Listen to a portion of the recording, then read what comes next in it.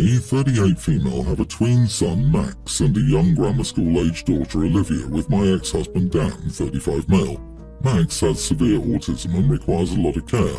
I remarried 3 years ago and my husband, Luke, is incredible. My ex, Dan, has them 6 hours weekly. This week, this was on Tuesday, as I was away for a funeral. Dan took the day off work to be with them in the morning and evening. Ex and his girlfriend, Sophie, picked them up as planned at 11 a.m. My husband took this time to play golf with my brother. They finished the game at 4 p.m. and the golf is 30 minutes from our house. I got a call at 5 p.m. from Sophie screaming about me abandoning my kids. I was confused and eventually realized Luke wasn't home yet, so I told her where the spare key was so they could wait for Luke to come home inside. Unfortunately, Luke's car had gone kaboom on the motorway and he was in a complete coverage dead zone. He was able to call emergency services but nothing else would connect. When the police arrived, the first thing he did was ask if someone could contact Dan to tell him what happened. Sophie was already on the phone with the police to report my husband and me for child abandonment. They said one of us should have been there and my ex doesn't feel safe inside our home. So they've left the kids inside our home and that the police needed to go and save our kids and arrest us. The police person speaking to them told them multiple times to turn around and that they were the ones who had abandoned them. This whole time I'm getting messages from Dan saying how this was unfair on him and Sophie and that I'm a terrible parent for leaving them with someone who doesn't give a crap about our kids. At this point I didn't know what was happening. I only knew that Luke wasn't home but Dan had found the spare key. At no point did he tell me that they'd left the kids alone. Luke got hold of me via the police and I arranged for a friend to go around there as soon as she could, but the police already had a unit there after the call with Sophie. After this, I decided to get his 6 hours a week taken away. I've given him so much leeway over the years and this was my limit. Our son is dependent on an adult and our daughter is very young, and the only thing he would say to defend himself is, well, I kept up my side of the agreement by bringing them back after 6 hours. This has caused another crap storm, to the point where Sophie sent me messages that the police are now investigating. Dan hinted he would try to get the kids taken care of because my husband abandoned them. Multiple people asked me why I was staying with someone who abandoned my children. His parents have threatened to try and gain custody of the children, saying the children need a stable family unit and calling my husband abusive. I said screw this and put the whole story, with evidence, on my private Facebook page, and people quickly understood. But now I'm being branded a drama queen and an idiot for publicly blasting the father of my children, putting my husband over my kids. I don't understand how he's more of a father to them than Dan is. I feel like I've taken crazy pills. Am I the idiot? Edit, I worded it badly in the post. Sophie sent me messages and the police are now investigating those messages. They said some horrendous stuff about my kids and even worse stuff about me. Hopefully it's enough for me to prevent her from ever being near kids again. I'm speaking to an officer on Monday. Not the idiot. Wow, I'm glad your kids are okay. Sophie seems smug about the fact that the police are investigating, but she should realise that she and Dan are the ones they're investigating. Your ex and his wife are pieces of crap, and they pulled this BS on purpose to get you and Luke into trouble. Dan has a very strange idea of his obligations toward his children. The police will not go after a responsible adult with car trouble that prevented him from receiving his children after visitation. Your ex's girlfriend abandoned the kids, as the police already stated. Take your ex to court to get his visitation taken away. He doesn't care about his kids' well-being enough. 6 hours a week? What kind of father can't take his kids for more than 6 hours a week? Not even a full day. Screw him. You keep up with the Facebook posts. Ex needs to be put in the spotlight. I think you have more than enough to terminate his custody. He wasn't even with the kids all day. His girlfriend was. Jesus, Sophie is as dumb as a pile of rocks. I think they're both in for a shock when they realise if anybody is being investigated for child abandonment, it's the dumb Sophie. It sounds like they both share a brain cell, and not a very good one. Your husband, Luke, sounds amazing. Good luck. My husband and I, female 39, male 41, have been trying for a baby for 5 years now. I admit that our intimate life suffered for the purpose of conceiving. I might add that my husband wants children as much as I do, but apparently the mechanical way we had intimacy scarred him, so he cheated on me with a friend of ours. I found out because his sister found out and refused to cover up for him. He said he was sorry and cried and loved me. For some sick reason, I believe him, but I couldn't stay in the marriage. When we separated, I found out that I was pregnant. I contemplated ending it, but I just couldn't because I lost everything, including my marriage for this baby, plus I already was in love with them. My husband freaked out when he heard, and he begged me to forgive him and take him back, but I couldn't. When I had my scan, I didn't tell him and he was very distraught, saying he wanted to be there. Now he was beside himself when I told him I didn't want him to be in the delivery room with me. He was shocked and he literally started crying over the phone. Why does he think he can be there? He's not my husband anymore. I don't even feel comfortable in my underwear around him now. My mom said I'm an idiot and I was hoping she would be with me, but she said to forget it because she's not enabling my behavior. So I guess I don't need anyone there. It's just going to be the doctor and nurse because my mom declined.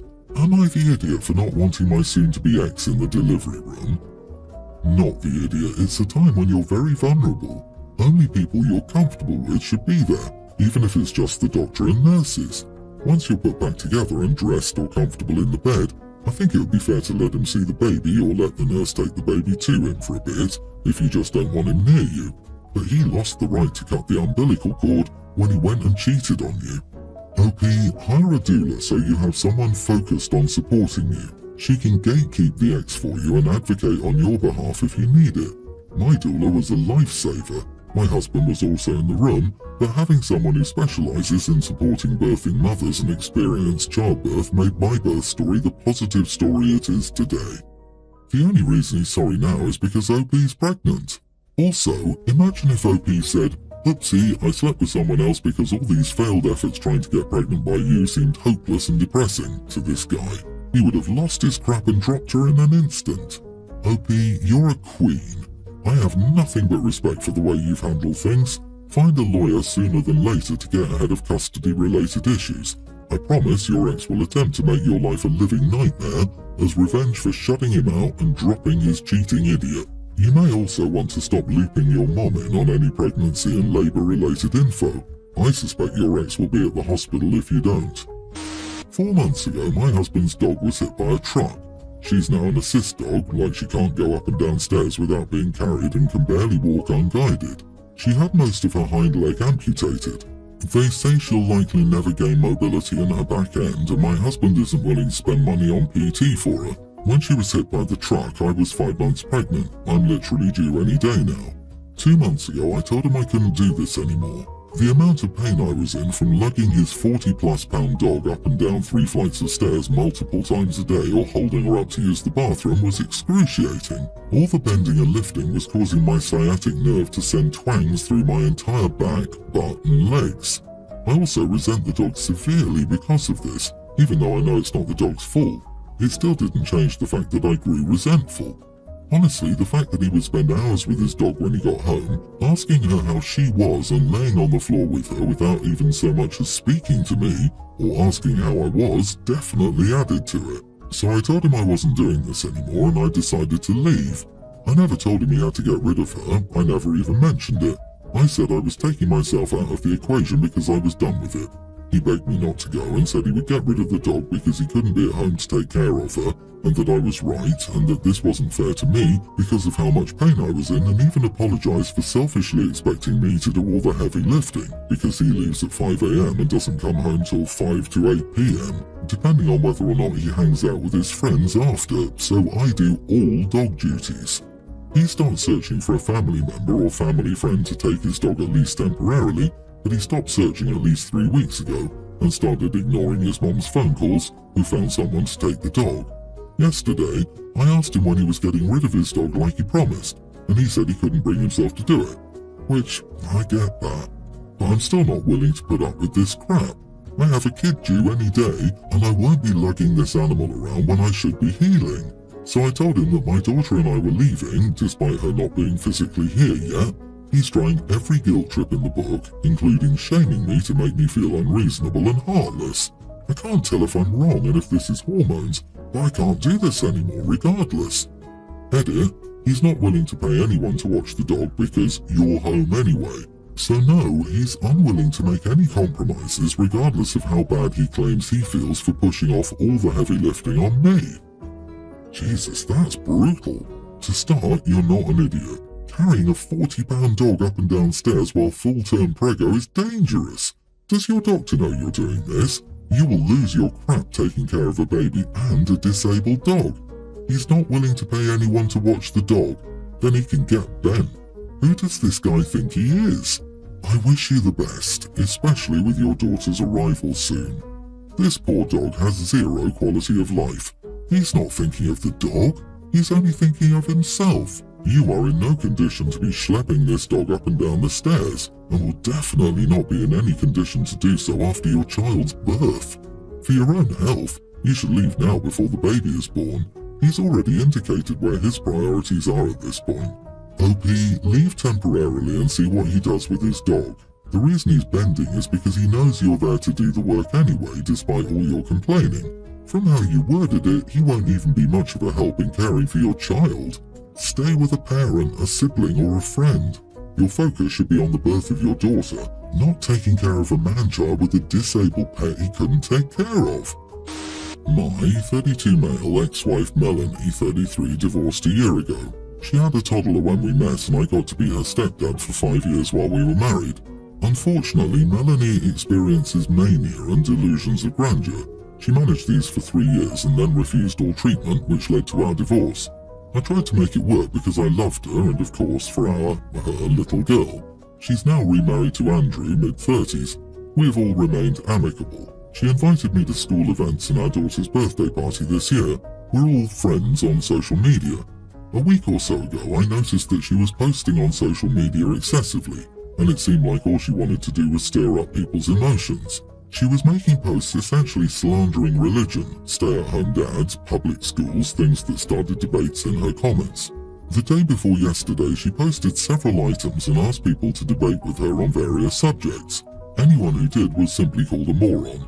She's tagged local pastors, asking them to debate her on stage, and has asked public school teachers to have debates with her. It's an antagonistic mess and hard to watch. I recognize this pattern of behavior. I contacted Andrew privately and wrote, "Hey, I'm worried about Melanie. If you haven't already, you may want to talk with her about getting some help before she offends everyone she knows and is left with no outside social support. It's happened before. She might listen to you." A day later, I almost regret reaching out. First, Andrew berated me, calling me an idiot for saying he didn't know how to care for his wife. Then Melanie. I won't even repeat what she's been saying. She posted a screenshot of my message to Andrew and has been on a tirade all day, accusing me of violating her privacy rights, digging up old dirt, you name it. According to both of them, I'm a moron and an idiot. Am I the idiot? Not the idiot. Divorced after refusing to maintain mental health treatment and remarried within a year is so beyond just a red flag for everything that I can't be surprised at the response. Her new husband might not like you chiming in, but someone has to say something. This. Andrew has only been dating her for a year and is already married. In a year, knowing your partner very well is impossible because everything is fuzzy and blinded by the infatuation of the beginning. He may not be able to see things as they are and overestimates his capacity to deal with her crisis. I'm primarily worried about the little daughter. She's just in the middle of the fire, which will be horrible for her mental health. She actually did you a favor by posting a screenshot of your message. She basically told the world, "My ex-husband divorced me because I acted crazy and refused to get help. He's now trying to get help for me again, and instead of accepting it, I will continue acting crazy." OP, rest assured, you did the right thing. Either Andrew's ego is too inflated right now to accept your help, or he's misdirecting his anger. I bet his tune will change if she gets as bad as you say. You gave bro a heads up and it's all you can do. For now, keep silent and keep watch, if only for the child. This is the case where time will tell, and rather soon, I'm afraid. I lived in an apartment for rent whose owner was the father of a friend who died, and this friend became the owner. He and I are close, almost 10 years, and we basically have the same circle of friends. We never had problems with payments and readjustments, and in those 6 years that I lived there, I think I was a good tenant.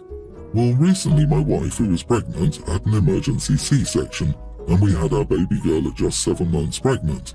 The surgery was extremely difficult and had several complications. My wife was hospitalized for 15 days, and our girl is still in the ICU NEO. 5 days before the C-section happened, my friend called me and we talked. He said he wanted to renovate and sell the house, So he asked us to vacate and gave us 30 days notice. Yeah, super short but legal. He even sent an extrajudicial notice of eviction. All these unforeseen events happened and I really forgot about it. I only remembered almost 10 days later and wanted to talk heart to heart. I said that I was almost always at the hospital with my daughter or my wife, and I just wouldn't make it in time or have the peace to look for houses, move, and simultaneously deal with my personal life. Anyway, I asked if he could extend that time to another month so we could do it calmly. To my surprise and out of the blue he said, "I'm sorry, but I won't increase the time. You're my friend, but business is business and you have 15 days to move." Me?